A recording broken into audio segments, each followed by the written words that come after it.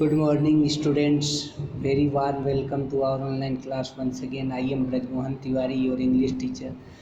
Today I am going to teach you English Literature Unit 2, Art and Culture, Section 3, a poem, and the title of the poem is Ozymandias.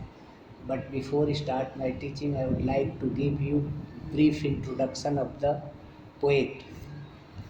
This poem, Ozymandias, is composed by a great poet P.B. Shelley.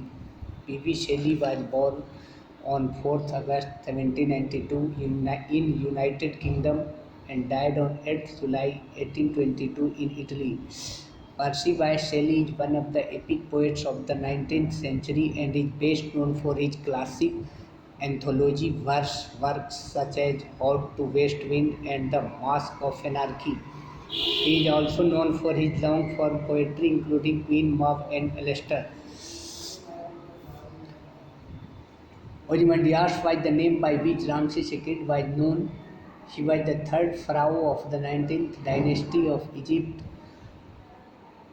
He was a pharaoh famous for the architectural structures he erected during his rule.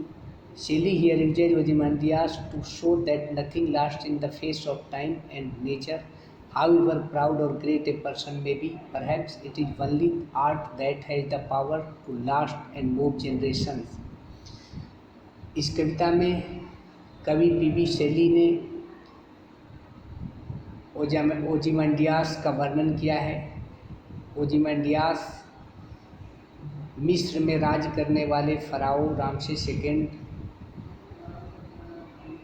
का नाम था। ओzymandias ने अपने शासनकाल में बहुत से बड़े बड़े कलाकृतियों का निर्माण किया था, क्योंकि वो वास्तुकला के बहुत बड़े समर्थक थे। पी.बी. शेली ने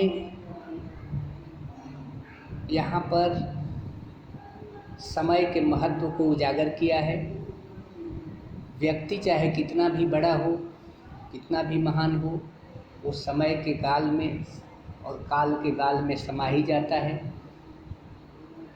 लेकिन कला एक ऐसी अमूर्त वस्तु है जो पीढ़ी दर पीढ़ी सदियों तक चलते रहती है।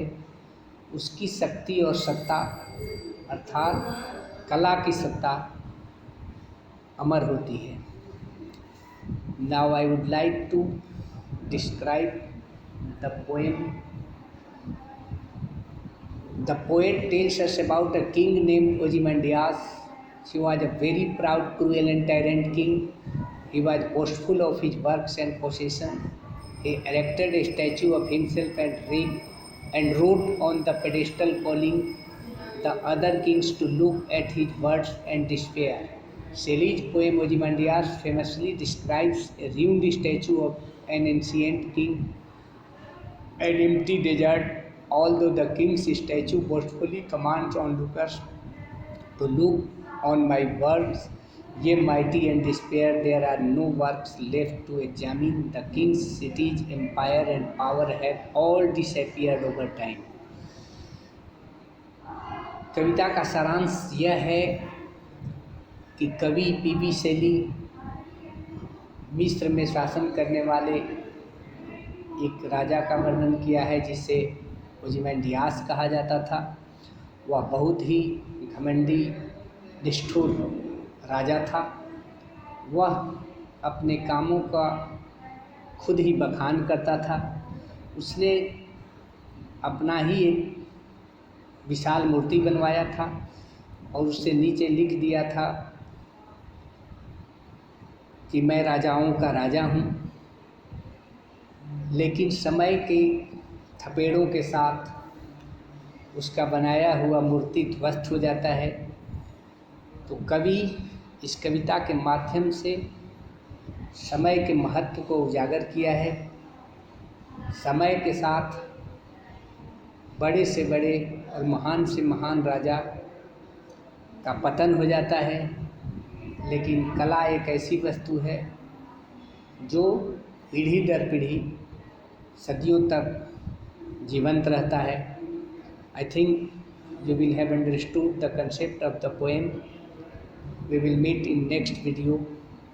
Till then, take care of your health. Namaskar.